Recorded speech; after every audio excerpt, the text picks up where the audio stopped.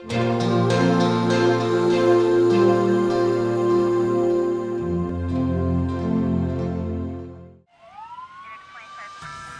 the age of 29, Julie Papiavis was in a car accident that left her in the balance between life and death.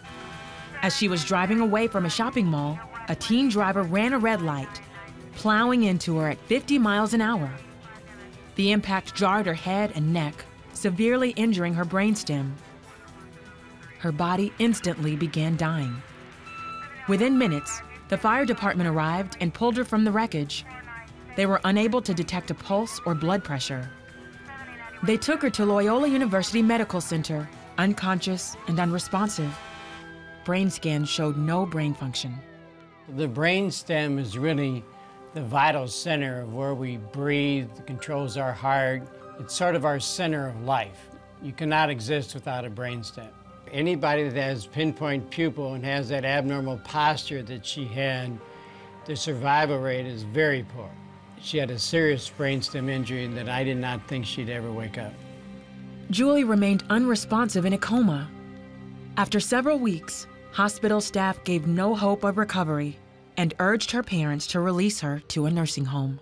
Somebody comes in with a brainstem injury and is not breathing and is not talking, can't feed themselves, have no control of bodily functions. It's a miserable existence. I just didn't expect her to get return of function. Her parents refused to give up hope. They and their church family prayed for a miracle. To the astonishment of her doctors, 6 weeks after the accident, Julie woke up. Like all of us woke up this morning, I just woke up. I mean, literally just woke up. Physically, I couldn't do anything. I couldn't even swallow. You know, my left eye wasn't open. I couldn't hear out of my left ear. I was in diapers. I was fed through a G-tube. I was drooling out of my mouth, and, you know, I was paralyzed on my left side. Despite all those physical limitations, Julie had an undeniable hope. I never felt as if I was alone. I always felt the Lord's presence in my whole walk through my recovery, and from the minute I woke up, He was always there with me, and I felt that because of the experience I had. While in the coma, Julie had been given a glimpse of heaven.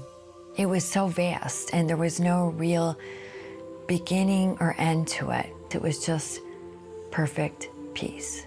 I knew that I was there in that place because I was dead. I knew that, and I was not afraid.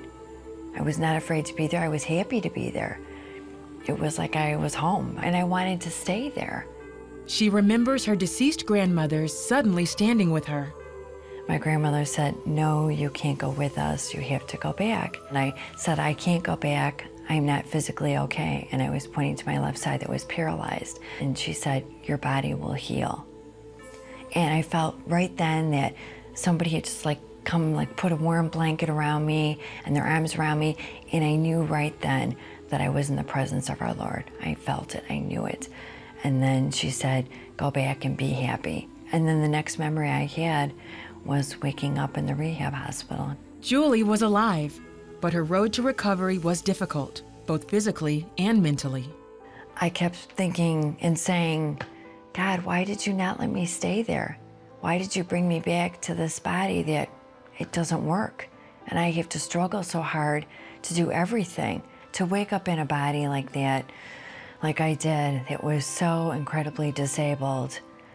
I don't know how I would have ever gotten past it if I did not have the story of hope that He had shared with me, the experience of hope that He had shared with me, with my grandmothers."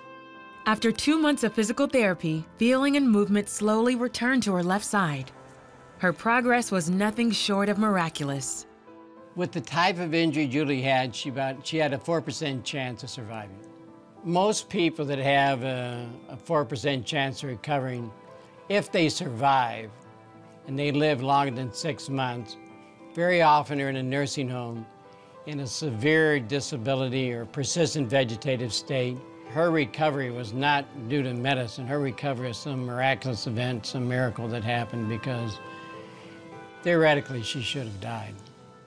Julie progressed so well that in 2007, 10 years after her accident, she trained for and finished an indoor triathlon. When people hear that I did a triathlon, they say that it's impossible, but I believe nothing is impossible because I have been in front of the Lord, so I feel like anything is possible.